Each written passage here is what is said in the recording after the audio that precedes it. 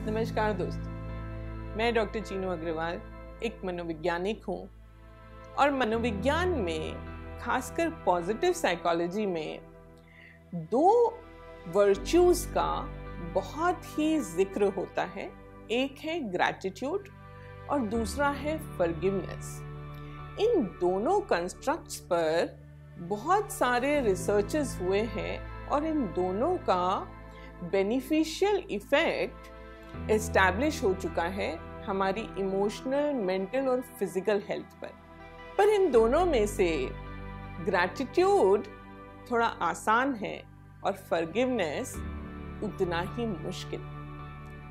किसी को फॉरगिव करना भी और किसी से फॉरगिवनेस की रिक्वेस्ट करना भी, ये लेना और देना इतना मुश्किल आखिर क्यों है?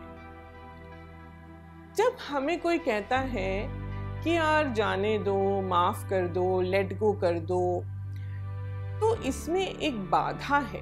वो ये है कि जब किसी ने हमें हर्ट किया तो उससे जो हमें पेन हुआ, जो हमें दर्द महसूस हुआ, वो हम एक्नॉलेज नहीं कर रहे। फॉरगिवनेस अगर हम सीखना चाहते हैं तो हमको सबसे पहले ये सोचना होगा कि ये केवल कॉग्निटिव लेवल पर या बुद्धि के स्तर पर नहीं हो सकता। इसमें आपका बुद्धि और मन दोनों इन्वॉल्व करने होंगे। तो सबसे पहली बात, सबसे पहला स्टेप इसका ये हो सकता है कि अपने पेन को एक्नॉलेज करना होगा। ये मानना होगा कि हाँ, किसी ने मेरे साथ ऐसा किया और उससे मुझे बहुत हर्ट हुआ।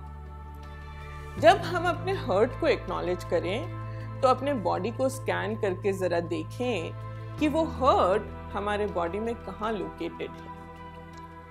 जब हम उस हर्ट को एक्नॉलेज करेंगे, उसको एक्सेप्ट करेंगे और देखेंगे कि हाँ, इस बात से मुझे बहुत बुरा लगा, मुझे अपसेट फील हुआ, ये मेरे साथ नहीं होना चाहिए था, उसके बाद फॉरगिवनेस का रास्ता खुलेगा।